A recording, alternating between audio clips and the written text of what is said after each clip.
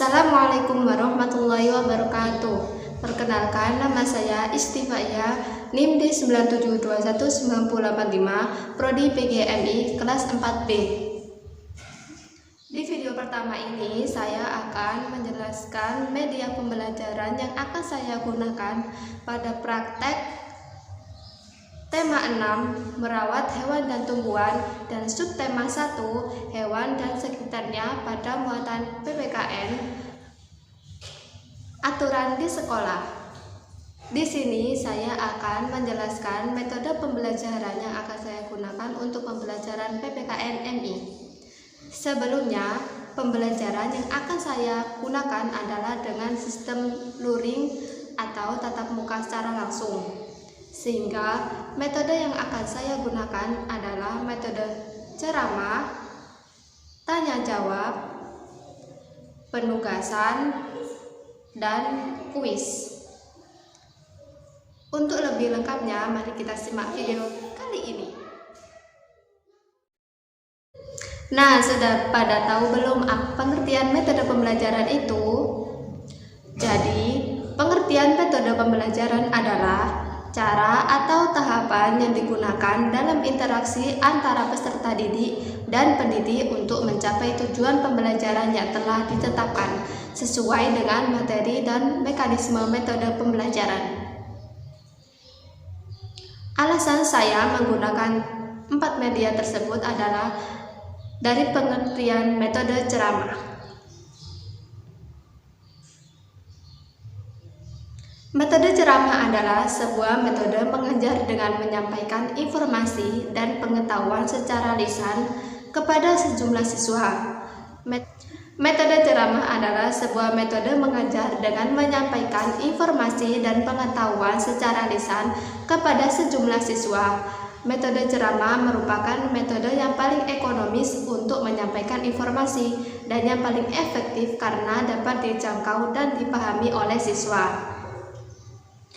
Adapun fungsi metode ceramah adalah menyampaikan informasi atau metode pembelajaran, membangkitkan hasrat, minat, motivasi siswa untuk belajar. Sedangkan metode tanya jawab adalah metode yang digunakan untuk memusatkan perhatian peserta didik, mengarahkan proses berpikir siswa, dan membangkitkan rasa keingintahuan siswa. Adapun fungsi metode tanya jawab adalah mengetahui penguasaan bahan ajar melalui ingatan dan pengungkapan perasaan serta sikap siswa tentang fakta yang dipelajari dan didengar ataupun dibaca. Yang ketiga, metode latihan. Guru akan memberikan beberapa soal latihan yang akan diberikan kepada siswa setelah guru menjelaskan materi yang telah dijelaskan. Dengan tujuan latihan adalah agar guru dapat mengevaluasi pemahaman siswa sampai mana terhadap kepahaman materi yang dipelajari, dan juga digunakan untuk membenahi nilai bagi guru, menambah nilai bagi guru. Adapun fungsi dari metode latihan adalah melatih peserta didik agar memiliki ketangkasan atau keterampilan yang lebih tinggi dari apa yang dipelajari. Keempat, metode quiz team merupakan model pembelajaran yang aktif, yang mana dalam metode quiz team ini semua dibagi menjadi 2 tim. Fungsi metode quiz ini adalah membangkitkan semangat dan pola pikir kritis peserta didik.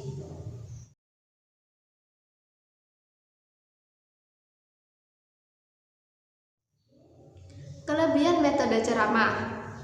Ceramah merupakan metode yang murah dan sekaligus mudah dilakukan.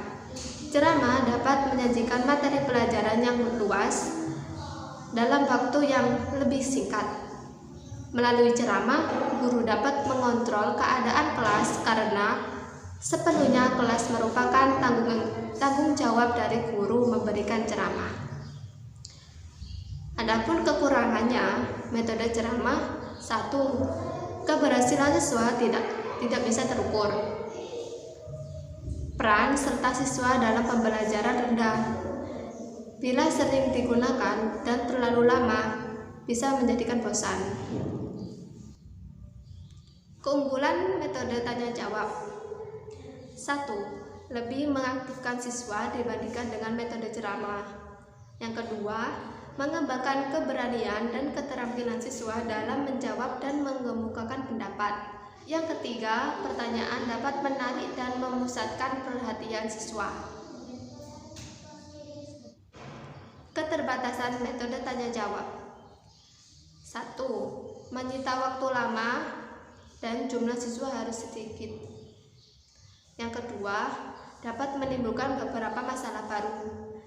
Yang ketiga, pertanyaan dapat menarik dan memusatkan perhatian siswa. Keterbatasan metode tanya jawab sebagai berikut. 1. Menyita waktu dalam jumlah siswa harus sedikit. Yang kedua, dapat menimbulkan beberapa masalah baru.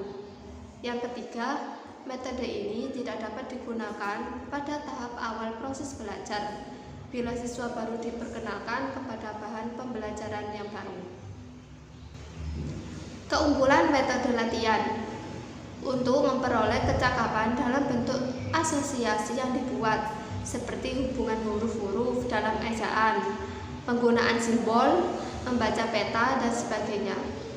Yang kedua, pembentukan kebiasaan yang dilakukan dan menambahkan ketepatan serta kecakapan pelaksanaan.